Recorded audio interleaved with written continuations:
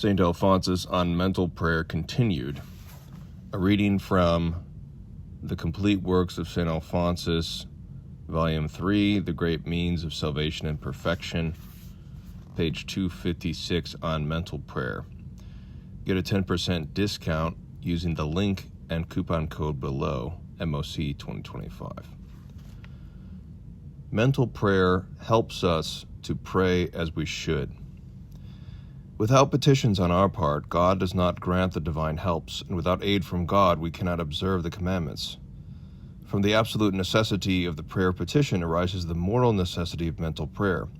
For he who neglects meditation and is distracted with worldly affairs will not know his spiritual wants, the dangers to which his salvation is exposed, the means which he must adopt in order to conquer temptations, or even the necessity of the prayer of petition for all men. Thus, he will give up the practice of prayer, and by neglecting to ask God's graces, he will certainly be lost.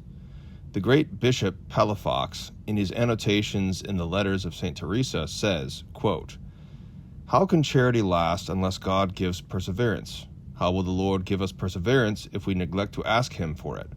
And how shall we ask him without mental prayer? Without mental prayer, there is not the communication with God which is necessary for the preservation of virtue." End quote. And Cardinal Bellarmine says that for him who neglects meditation, it is morally impossible to live without sin. Someone may say, "I do not make mental prayer, but I say my vocal prayers." But it is necessary to know, as St. Augustine remarks, that to obtain the divine grace, it is not enough to pray with the tongue. It is necessary also to pray with the heart. On the words of David, "I cried to the Lord with my voice," the Holy Doctor says, quote, "Many cry not with their own voice, that is, not with the interior voice of the soul, but with that of the body. Your thoughts are a cry to the Lord. Cry within, where God hears." End quote. This is what the Apostle inculcates, praying at all times in the Spirit. Ephesians 6:18. In general, vocal prayers are said distractedly with the voice of the body, but not of the heart, especially when they are long, and still more especially when said by a person who does not make mental prayer. And therefore, God seldom hears them, and seldom grants the graces asked. Many say the Rosary, the office of the Blessed Virgin, and perform other works of devotion, but they still continue in sin. But it is impossible for him who perseveres in mental prayer to continue in sin. He will either give up meditation or renounce sin.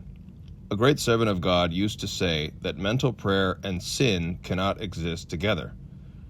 And this we see by experience. They who make mental prayer rarely incur the enmity of God. And should they ever have the misfortune of falling into sin, by persevering in mental prayer, they see their misery and return to God. Let a soul, says St. Teresa, be ever so negligent, if it persevere in meditation, the Lord will bring it back to the haven of salvation.